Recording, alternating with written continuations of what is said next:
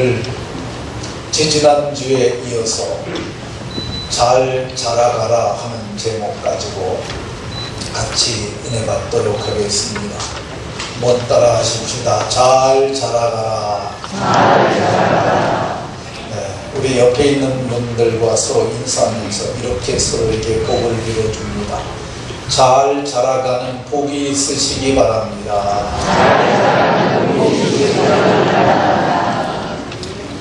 자, 이번엔 조금 더 길게 잘 자라서 그리스도의 장성한 분량에 충만한 데까지 이르는 복이 있으시기 바랍니다.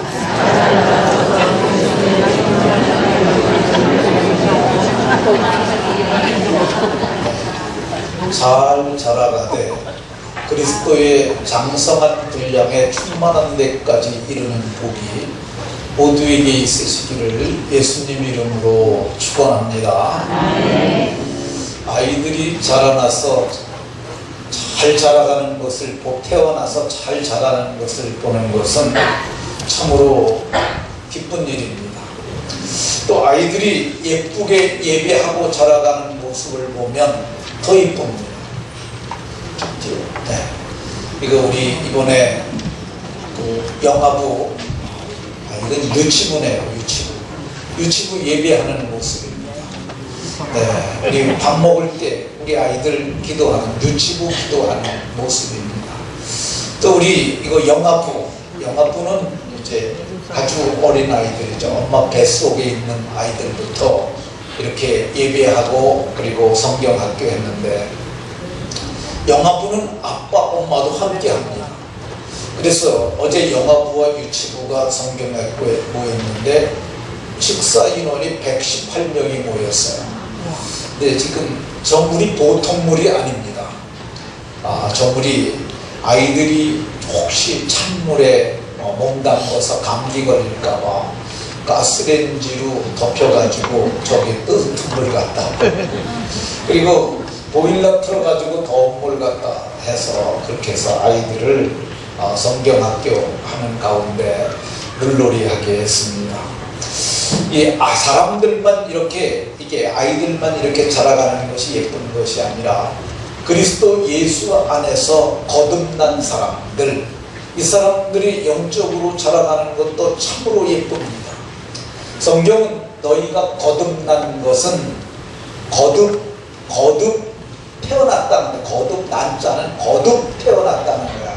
거듭이라는 말은 다시 태어난 것은 썩어질 씨로 태어난 것이 아니라 썩지 아니할 씨로 태어났는데 이 썩지 아니할 씨로 그 씨가 하나님의 씨입니다. 하나님의 씨로 거듭났으니까 그리스도의 은혜와 그를 아는 지식에서 오늘 우리가 봉독한 본문에 그렇게 말합니다. 예수 그리스도의 은혜와 그를 아는 지식에서 은혜로 자라가야 되고요. 그를 아는 지식에서 자라가라고 이렇게 말합니다. 왜 자라가라고 얘기를 하느냐? 하나님이 사랑하는 자들이니까 사랑하는 자들이 잘 자라는 것이 얼마나 기쁘고 복됩니까? 그러니까 베드로 사도가 사랑하는 자들아 사랑하는 자들아 사랑하는 자들아 편지 한 번 쓰면서 사랑하는 자들이라는 말을 반복해서 말하고 있습니다. 왜 자라가라고 하느냐? 다 회개해서 죄를 청산한 사람들이야. 어떤 회개했느냐? 생명 얻는 회개, 영생 얻는 회개를 한 사람들이니까 성경이 잘 자라가라고 이렇게 얘기를 합니다. 왜 자라가라고 그러느냐? 잘 자라서 마지막 날에 구원의 영광에 참여할 자들이기 때문에 그렇습니다. 이게 7절에 보면 베드로후서 3장 10절에 심판과 멸망의 날까지 우리가 보존되었는데 마침내 새하늘과 새 땅에 들어갈 사람들이니까 잘 자라가라고 이렇게 얘기합니다. 왜 자라가야 하느냐? 그분이 오시는 그 정말 우주적 종말, 그게 아니라 할지라도 개인의 종말도 반드시 올 거니까 그날에 뻘거벗은 자처럼 어린아이처럼 쓰지 아니하고 장성한 하나님의 사람으로 공중에서 주를 만나려면 잘 자라가라고 이렇게 얘기를 합니다. 왜 자라가라고 그러냐? 자라지 아니하면 무법한 자들, 17절에 오늘 봉독한 본문에 보면 무법한 자들의 미혹에 이끌려 너희가 굳센 데서 떨어질 수 있다고 얘기를 합니다. 그래서 그 주간에 탤런트 전미선이라는 여자가 호텔방에서 스스로 목숨을 끊었는데, 이 사람 종교를 검색하면 기독교인으로 나와요. 이 사람들이 왜 이렇게 죽었느냐, 왜 이렇게 스스로 목숨을 끊느냐, 대적마귀가 우는 사자처럼 삼킬자를 찾고 있다가 마귀가 저를 삼켜버린 거야. 베드로전서 5장 8절에 마귀가 우는 사자처럼 삼킬자를 찾다가 삼켜버렸으니까 저렇게 되면 그 인생이 망하게 됩니다. 왜 잘 자라가야 하느냐? 그래야 멸망할 이단에게 빠지지 않을 수 있기 때문에 그렇습니다. 그러니까 우리가 잘 자라야 하는 줄로 믿으시기 바랍니다. 어떻게 자라야 할까? 어떻게? 아기가 태어나면 뭐 먹죠? 젖 먹죠. 젖. 마찬가지예요. 우리 성도들도 거듭난 성도들이 신령한 젖을 사모하라고 성경이 말합니다. 신령한 젖. 신령한 젖이 하나님의 말씀인데, 하나님의 말씀을 사모하고 말씀을 먹고 자라야 하는데, 현서 어딨나? 현서. 주현서 손 들어보세요. 아, 저기 왔구나. 늦게 왔지? 10분? 다 보고 있어. 네, 현서 내가 성경책 현대인의 성경 그거 사주고서 마가복음 읽으라고 그랬죠? 읽었어요? 아, 그래. 좀 쉽지 그 성경이? 네, 그거 계속 읽으세요. 마가복음을 제가 먼저 읽으라고 얘기를 했는데 그 이유가 뭐냐면 가장 짧아요. 그리고 그게 이방인들을 타켓으로 쓴 성경이에요. 그러니까 성경을 마가복음을 계속 읽다가 보면은 사복음서를 읽을 수 있는 힘이 생겨요. 그러니까 마가복음을 반복해서 읽으라고 그런 말을, 그 말이 제가 목회를 하면서 깨달은 거야. 어떤 사람들은 그렇게 얘기를 해요. 성경을 처음부터 끝까지 읽으라고, 그걸 통독이라고 표현을 해요. 근데 무슨 말인지 모르고 읽는 성경이 무슨 유익이 있겠어요? 저는 의미 없다고 생각합니다. 어떤 분들은 나 성경 몇 번 읽었는데 그게 뭔 소용이 있어요? 많이 읽는 것보다는 깨닫는 것이 더 중요합니다. 우리나라에 최초에 번역된 성경이 이수정의 마가복음이라고 하는 책이에요. 그러니까 마가복음만 가져도 구원에 이르는 비밀을 알 수 있어요. 그러니까 마가복음 쉬우니까 그거를 반복해서 읽는 것이 좋다, 이렇게 말씀드렸습니다. 두 번째, 신령한 젖이 어디서 나오느냐? 예배 때 나옵니다. 예배 때. 예배 때 이제 말씀을 강론하는 것을, 이거를 강해라고도 얘기를 하고 이걸 설교라고도 표현해요. 저는 주로 강해 설교를 하는 편입니다. 성경을 풀어서 여러분들이 깨달아 알도록 그 말을 하는 것인데, 예배에 빠지면 안 됩니다. 예배에 빠지지 않고 예배를 계속 참석하는 것이 중요해요. 그래야만 신령한 젖을 먹게 되고요. 근데 예배를 계속 참석하는데도 뭔 말인지 모르는 사람들이 있어요. 아우, 나는 교회에 참석하긴 하는데 목사님 말하는 게 뭔지 모르겠어. 이런 사람들은 거듭나지 못한 사람이 많아요. 거듭나지 못한 사람은 예배 시간이 지루하고 지겨워요. 왜 그런 줄 아십니까? 이 밭이 씨를 받을 만한 밭이 못 되어 있는 거야. 귀가 들을 귀가 되어 있질 않아요. 그래서 거듭나게 되면 밭이, 마음밭이 좋은 밭이 되고요. 조절 좀 띄워. 밭이, 마음밭이 좋은 밭이 되고요. 들을 귀가 생겨요. 그러니까 이 들을 귀가 생기면 말씀이 들려지기 시작하는 거야. 이게 잘 거듭나지 못한 사람들은 그럼 어떻게 하면 되느냐? 유튜브에 들어가갖고 사람이 구원없는 복음이라고 치면은 제가 한 설교가 딱 뜹니다. 그거 제일 위에 떠요. 다른 거 듣지 마시고, 제가 이렇게 감히 말할 수 있는 것은 그 설교 들으면은 여러분들이 정말 구원받습니다. 그걸 듣다 보면은 한 번 들었는데 모르면은 또 들었어요. 계속 제가 계속 설교는 힘들어도 거기에 들어가 있는 것은 계속 여러분이 100번을 해도 계속 나오니까 그걸 듣는 거야. 그러다 보면 아, 사람이 이렇게 해서 구원받는구나, 그걸 깨달아요.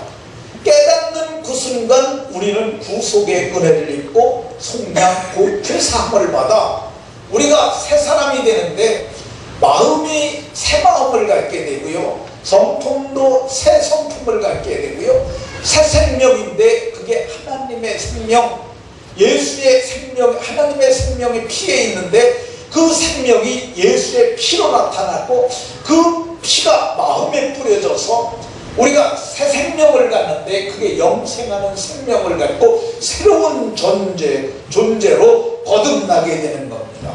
그러니까 이거를 해야만, 그래야만 우리가 복 있는 존재로 하나님의 말씀을 들을 수 있는 귀를 가진 세존자가 되는 줄로 믿으시기 바랍니다. 어떻게 자라가야 할까? 우리 베드로전서 3장 보고 있는데 11절에 이렇게 얘기를 합니다. 너희들이 어떠한 사람이 되어야겠느냐? 어떠한 사람이 되어야 마땅하냐? 첫 번째, 거룩한 행실. 두 번째, 경건한 사람. 이 두 가지를 베드로 사도가 이렇게 말하고 있어요. 이 거룩이라는 말은 원래 인간들에게 쓸 수 없는 용어였어. 하나님에게만 쓰는 신종 용어야. 근데 이 용어를 우리에게, 베드로 사도가 우리에게 이 말을 써요. 그러니까 우리가 거룩한 행실을 할 수 있다고 얘기를 하고 있습니다. 왜 우리가 거룩하게이라는 단어를 쓸 수가 있게 됐느냐? 그것은 예수 그리스도의 몸을 단번에 들으심으로 말미암아 우리가 거룩함을 얻었다고 얘기를 합니다. 그 앞에 뒤돌아보는 학생들 누구냐? 자, 야, 너 거룩해졌냐? 안 거룩해졌냐? 거룩해진 것 같아? 너 경찬이지? 경찬이지? 네. 그래, 경찬아. 너 거룩해진 것 같아? 안 거룩해진 것 같아? 거룩해진 것 같아. 성경이 뭐라고 하냐면 예수님이 십자가에 단번에 피 흘려 죽으심으로 말미암아 우리가 어떻게 됐다고요? 우리가 거룩함을 얻었어. 그러니까 우리는 믿는 그 순간 이미 거룩해진 거야. 그러나 아직 온전히 거룩하지는 못해요. 그러니까 이미와 아직의 긴장 가운데서 우리가 살아가는 거야. 이미 거룩해졌는데 아직 온전치는 못해요. 온전에 가는 과정이 필요한 거야. 이거를 성화라고 얘기해요. 거룩해지는 과정. 그러니까 우리가 정말 속되고 정말 더럽고 못된 행실을 했던 우리가 거룩해져서 어느 정도까지 이룰 수 있느냐? 성자라 칭함을 받을 수까지 있어요. 그러니까 예수님 믿기 전에는 형편없던 사람이 몇십 년 예수를 믿더니 정말 성자처럼 변할 수 있다는 말입니다. 성경은 말하기를 내가 거룩하니 너희도 거룩하라고 하나님께서 말씀하셨어요. 베드로 사도는 거룩의 모델로 누구를 얘기를 하냐면 너희를 부르신 거룩한 이처럼, 너희를 부르신 거룩한 이, 하나님이 우리를 부르셨으니까 너희도 모든 행실에 거룩한 자가 되라고 얘기를 해요. 이 거룩이라는 말이 히브리 말로는 카도시라는 단어가 쓰였고 헬라 말로는 하기오스라는 단어가 쓰였는데 이 하기오스나 카도스나 이 의미가 어떤 게 있느냐면요, 이게 분리된다는 뜻이 있어요. 그러니까 우리 속에 있는 속된 것을 다 떼어내는 게 이게 거룩이에요. 거룩이라는 것이 어떤 거냐면 구별되는 거야. 구별, 따로 놓는 게 구별이에요. 이것을 성경이 구별이라고 그러는데, 구별된 삶을, 구별된 행실을 하고 살라고 얘기를 해요. 구별된 행실 중에 첫 번째가 뭐냐? 나를 구별하는 거야. 날. 이거 내 날과 사람의 날과 하나님의 날을 구별하는 거야. 성경은 이렇게 말합니다.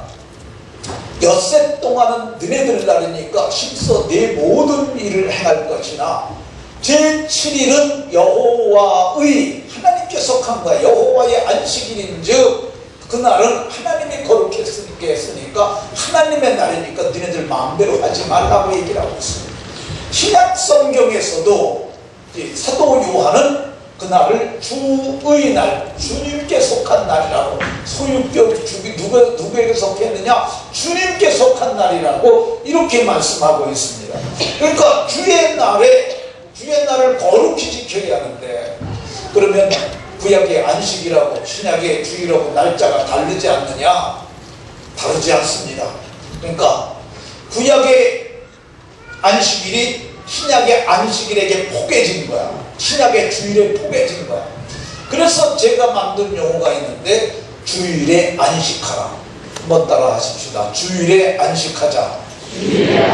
주일에 안식하는 거야. 그러니까 이 안식일이라는 것에 주일이라는 것이 오버랩된 거야. 이 보면은 여러분들 랩핑 한다고 그러잖아요. 그러니까 반찬이 있는 데다가 거기다 또 하나 랩에 글씨가 쓰여 있는 걸 덮어도 글씨도 보이고 반찬도 보이잖아요. 이거예요, 이거. 주일에 안식하는 거야.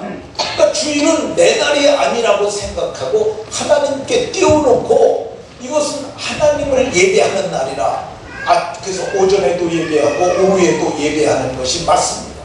어떤 사람들은 그런 사람들이 있어요. 오전에 예배 일찍 하고 나 어디로 볼일 보러 간다고. 바람직하지 않아. 주일은 온전히 쉬는 거야. 안식하는 거야. 이 안식이 왜 중요하냐면, 영원한 안식이, 여기에 했던 안식을 지킨 사람들이 영원한 안식에 들어가는 거야. 하나님께서 이스라엘 백성들을 부르셔서 애굽에서 나와가지고 어디로 가느냐? 가나안 땅이에요. 그게 안식의 땅이에요. 근데 그건 그림이에요, 그림. 그러니까 영원한 안식이 어떤 거냐면, 야, 너 전화 받아봐야 별 얘기 없다. 그냥 갖지 마라. 그러니까 안식이 있는데, 그게 영원한 안식이 있어요. 영원한 안식. 근데 오늘 안식을 지킨 사람들이 영원한 안식에 들어가게 되는 겁니다. 김계성 집사님 어디 계시나요? 손 좀 들어보세요. 김계성. 여기 있구나. 아유, 김계성 집사님이 나와서 간증하라고 했으면 좋겠는데 시간이 없으니까 그냥 제가 말할게요. 우리 김계성 집사님하고 저하고 이제 옛날에 양육반 같이 했어요. 그때 하나님께서 우리 집사님에게 은혜를 많이 부어줬는데, 그때 어느 날 꿈을 꾸고 와서 얘기를 했어요. 목사님 꿈을 꿨는데요, 목사님, 사닥다리가 있는데요, 이게 높은데 반드시 올라가야 되는데 사다리가 빠져 있더라는 거예요. 어떻게 올라가지 그러고 있는데, 위에서 한 분이 나타나가지고 내가 도와줄게 하고 손을 내밀어줘서 올라갔다는 거예요. 근데 그분이 명함을 하나 주셨대. 근데 거기 명함에 뭐라고 쓰였었죠? 성령님. 네, 성령님이라고 명함에 쓰여있다고 그래요. 근데 우리 집사님이 전에 교회를 다니다가 몇 년 동안 안 다녔어요. 그러니까 이게 빠진 거야. 못 올라갔는데 손을 내밀어줘서 올려준 거죠. 근데 우리가 이 세상 살아가는 동안 주의를 반드시 지키도록 노력해야 됩니다. 그게 거룩한 행실이에요. 여러분들이 할 수 있거든. 주의를 거룩하게 지키는 복이 모두에게 있으시기를 예수님 이름으로 축원합니다. 거룩한 행실의 두 번째가 뭐냐? 주의 것을 구별하는 건데, 첫째는 날이요, 두 번째는 11조와 헌물입니다. 하나님께서 말라기서에 보게 되면 너희들이 내 것을 가져갔다고 얘기를 하고 있어요. 그러면서 그들이 말하길 우리가 어떻게 주님의 것을 가져갔느냐고 했는데, 그 주님의 것이 11조와 봉헌물이라고 성경이 말하고 있습니다. 어떤 사람들은 11조는 율법이니까, 율법 시대가 아니니까 이게 지키지 않아도 된다고 얘기를 하는 사람들이 있습니다. 율법이 언제 주어졌는가를 살펴볼 필요가 있습니다. 율법은 모세로 말미암아 주어진 것이요, 기원전 1446년에 모세가 이스라엘 백성들을 애굽에서 이끌어 나옵니다. 근데 11조를 처음 드린 건 언제냐? 기원전 2000년경이에요. 아브라함이 자기가 전쟁에서 그돌라 오멜의 연합군을 처음 수고합니다. 근데 그 그돌라 오멜의 연합군은 4개국이에요. 4개국이 연합한 거야. 그 군대를 집에서 길리우고 연습 환자 318명을 가지고 처부수고 거기서 자기 조카와 소돔 사람들과 그리고 그들이 가져갔던 모든 그 전리품을 다 뺏어간 거야. 이게 말이 안 되는 전쟁이야. 근데 318명을 가지고 어떻게 가서 저들을 이겨왔느냐? 자기가 생각해도 놀라운 거야. 이건 하나님의 은혜라. 그래서 전쟁에 이기고 돌아오는데 살렘왕 멜기세덱이라고 나오는데, 이 멜기세덱이 하나님과 방불한 사람이야. 그가 소득의 10분의 1을 주었다고 얘기를 합니다. 그러니까 율법보다 500년 전에 이미 11조를 드렸어요. 그러니까 이거 율법 아니에요. 어떤 사람들은 교회를 무너뜨리기 위해서, 교회가 11조라면 교회는 무너집니다. 그러니까 교회가 11조를 안 하면은요, 교역자들이 먹고 살 수 없고 교회 짓는 일이나 선교하는 일을 못해요. 그렇게 되면 교회가 망하는 거죠. 그러니까 11조 하지 말라고 해요. 그 대표적인 예가 사사시대예요. 사사시대 11조 안 합니다. 결국은 그 시대가 사람들이 제 소견에 오른 대로 행함으로 사사시대가 엉망진창이 되고 맙니다.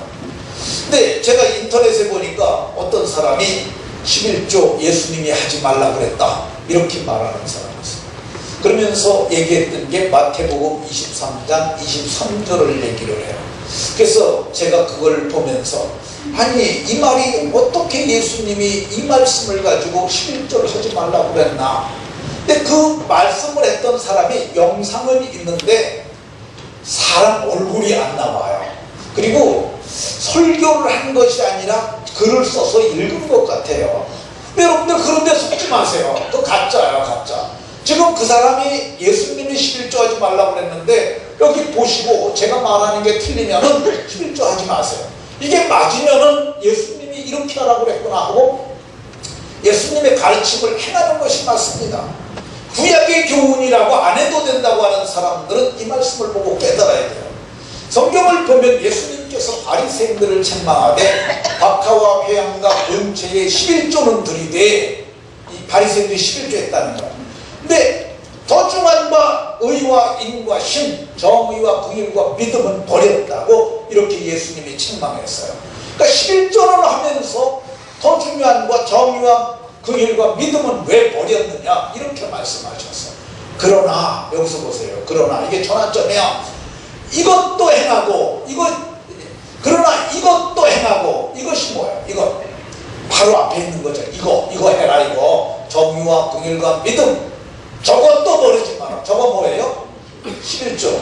이게 한글만 알아도 이 의미를 이해할 수 있어요. 이게 성경이 뭐라고 그러냐면 11조 하라는 것이죠. 그러니까 11조를 하는데 왜 11조를 해야 되느냐? 예수님께서 세례 받으시고 마귀의 시험을 물리치시고 하신 말씀이 뭐냐면, 물질과 하나님을 겸하여 섬기지 못하느니라, 재물과 하나님을 겸하여 섬기지 못하느니라 선택하라고 말씀하셨어요. 그러니까 우리 예수님 믿는 사람들은 돈이 시키는 걸 하면 안 돼요. 어떤 걸 해야 되냐? 하나님의 말씀을 따라야 합니다. 그러니까 우리가 말씀을 따라 사느냐, 돈을 따라 사느냐, 이거 선택하라는 거야. 예수님이 재물과 하나님을 겸하여 섬기지 못한다, 선택하라는 거죠. 그러니까 11조를 드리는 건 나는 하나님 말씀을 따라서 믿음으로 살겠다는 믿음의 고백이에요. 11조는 믿음의 고백으로 드리는 거야. 그래서 11조는 꼭 10분의 1만 해야 되느냐? 10분의 1을 해도 되고 10분의 3을 해도 괜찮습니다. 손봉호 교수님이 11조에 대한 다른 견해를 갖고 있다고 얘기를 해서 제가 인터넷에 들어가서 이 양반이 무슨 얘기를 하는가, 한 10년 전쯤에 그걸 동영상을 봤어요. 근데 그분 얘기는 그렇더라고요. 나는 10분의 1을 하는 게 아니라 10분의 2나 3을 한다고 해요. 왜 그러냐면 10분의 1만 딱 하게 되면은 그게 마음에 인색함이 있다는 거야. 그리고 교회의 청년들이 어디를 간다고 그럴 때 내가 장로인데 봉투 하나씩 주게 되면은 그 청년들이 얼마나 힘을 얻고 얼마나 기뻐하는지 모르겠다. 그리고 그 섬기는 자들이 그걸 가지고 유용하게 사용하게 되면 다음 세대를 길러내는 데 힘이 된다는 거야. 자기는 그래서 구두만큼 빼놓는다. 부모님을 위해서도 띄워놓고 또 다른 약한 자들을 위해서 띄워놓고 그분은 그렇게 한다고 얘기를 하고 있어요. 그러니까 저도 좀 전에는 너무 빡빡해갖고 11조 드리고 나머지 제가 교회 그렇게 어려운 과정을 겪어올 때 제가 그때 나머지를 상당 부분을 교회 헌금으로 드렸어요. 근데 지금은 그렇게 하지 아니하고 제가 11조는 11조 드리고 하나님께서 내게 은혜 베푸신 일이 있으면은 제가 좋은 마음으로 저도 헌금을 합니다.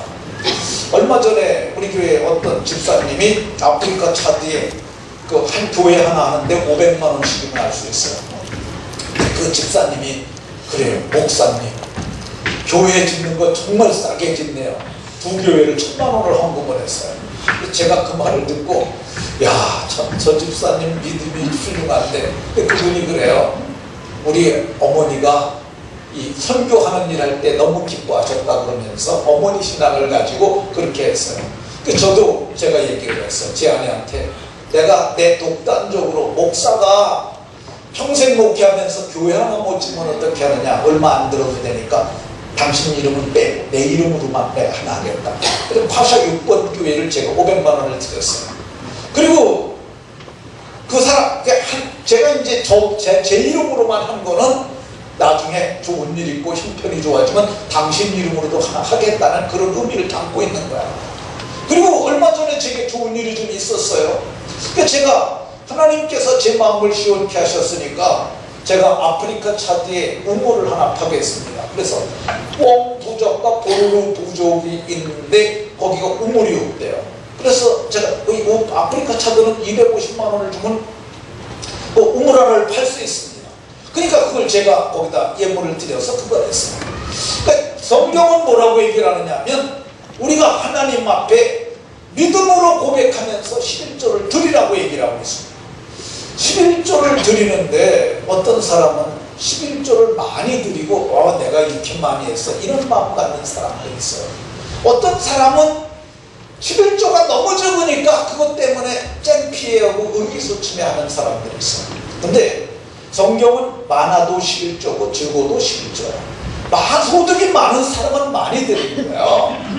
제가 작년 연말에 11조를 좀 많이 드렸습니다. 생각하게 되면은 정말 엄청나게 많은 액수를 드렸어요. 근데 제가 예수 믿고 처음에 소득이 없으니까 조금 드렸어요. 많이 드려도 이게 자랑할 것이 아니고 조금 드려도 의기소침할 게 아니에요. 11조는 소득을 드리는 것 뿐이에요.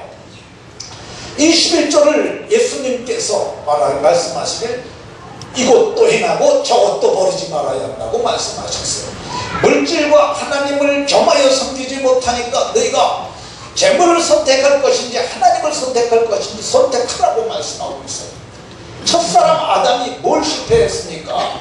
먹을 것 때문에 실패했잖아. 도항직도 하고 먹음직도 하니까 그것 따먹고 저가 망했어요. 인류에게 죄와 사망을 가져다 줬지 않습니까? 예수님이 40일 금식하고 죽으셨을 때 어떤 일이 일어났어요? 마귀가 찾아와서 돌덩이가 떡덩이가 되게 하라고 그렇게 말을 했어요. 근데 이 돌덩이가 떡덩이가 되게 하는데 떡처럼 생긴 돌 갖고 와서 예수님에게 이거 떡으로 만들어서 먹으라고 말했어요. 근데 예수님이 떡으로 사는 것이 아니라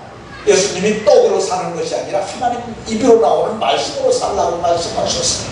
그러니까 우리가 물질과 재물을 겸하여 섬기지 못한다고 4장에서 떡으로 사는 것이 아니라 말씀으로 산다고 말씀하신 예수님께서 마태복음 5장에서는 재물과 하나님을 겸하여 섬기지 못하니까 선택하라고 말씀하신 겁니다. 그리고 하나님께서 말씀하시길 너네들이 이걸 해서 나의 집에 나의 곳간에 양식이 있게 되면은 내가 하늘의 문을 열고 부어주겠다고 말씀하고 있어요. 이거를 여러분들이 체험을 해야 합니다. 온전한 11조를 드리고 하나님이 정말로 부어준다. 하나님이 거짓말 하시는 분이 아니에요. 너희에게 복을 쌓을 것이 없도록 부어주마. 하나님이 이거 신이 하신 말씀이며 하나님이 시험하라고 말씀하셨어요. 세계에서 가장 부를 가지고 있는 사람이 어떤 사람이 그게 유대인들이에요. 유대인들이 세계 경제를 움직입니다. 근데 유대인들은 그 숫자가 지금 1000만도 안 돼요. 근데 그 숫자가 세계를 움직여요. 세계 경제를. 근데 그 이유가 뭔지 아십니까?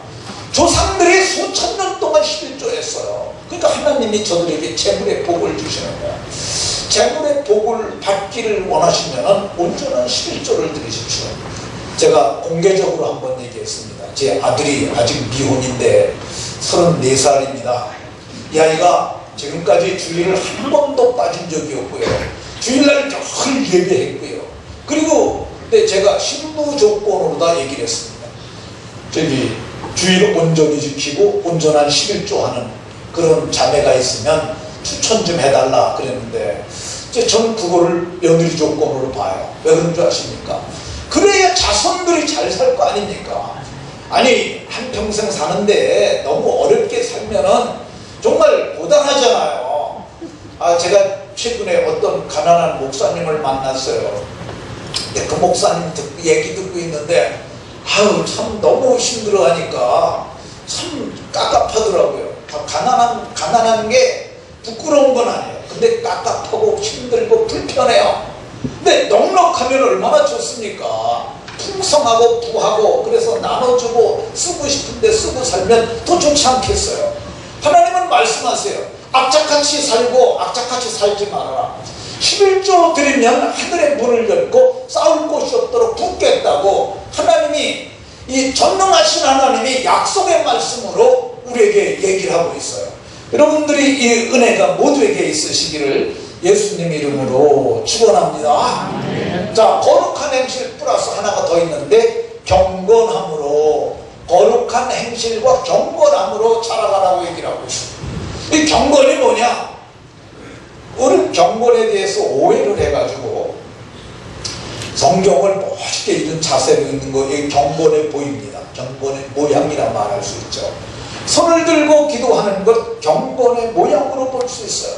근데 진짜 경건은 그게 아니라고 성경이 말해요. 진짜 경건이 뭐냐? 자기 혀를 재갈 물리는 것, 이게 경건이라고 얘기해요. 경건은 뭐냐? 자기 혀를 재갈이 뭐냐? 말의 입에다가 말을 조종하기 위해서 물리는 거야.